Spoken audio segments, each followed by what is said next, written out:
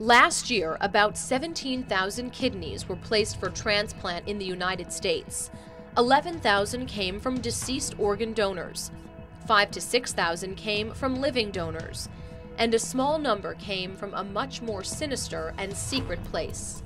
Nobody wanted to open up that the market is there. Close to 8,000 miles from Michigan in the capital city of Bangladesh, a black market trade is taking organs from the poor to save the rich.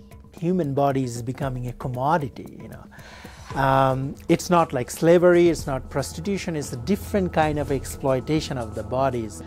For the past 10 years, this Michigan State University professor has dedicated his work to exposing the black market organ trade in Bangladesh. It hasn't been an easy journey. Doctors who performed illegal operations denied it. Eventually, persistence paid off, and 33 organ sellers shared their stories. In most cases, organ brokers make the deal happen, offering poor Bangladeshis money in exchange for an organ, usually a kidney. The price is about $1,500, or so they're told. So when the operation is being done, things unfolded in a different way. So 80%, more than 80% population didn't receive the money what they are being promised.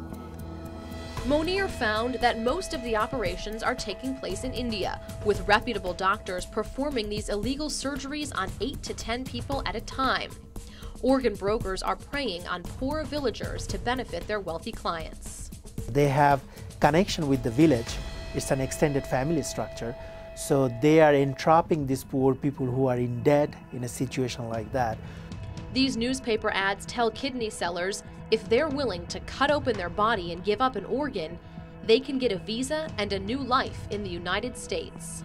This is a false promise because the recipients cannot make it sure that this poor Bangladeshi can come to the United States and who's going to give the visa to come to the United States. But that's the way, this poor population are being entrapped. And sadly, it's working. Residents from New York, he's a Bangladeshi-born American resident, and he went and bought an organ from Bangladesh, and the operation is being done in Singapore, and he got back with the organ to United States.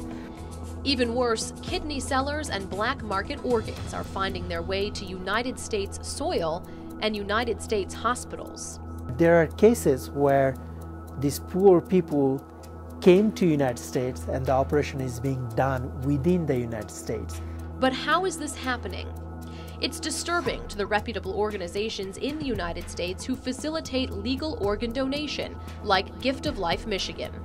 The safety of recipients could come into play there. Currently, the regulation is very important. UNOS handles the distribution of donor organs here in the United States in a well-regulated process. The regulation is for the safety, recovery, and organ transplantation.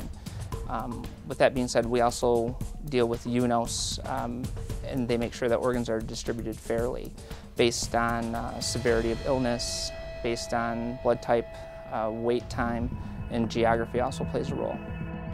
For all the regulation, geography is certainly playing a role in this black market trade.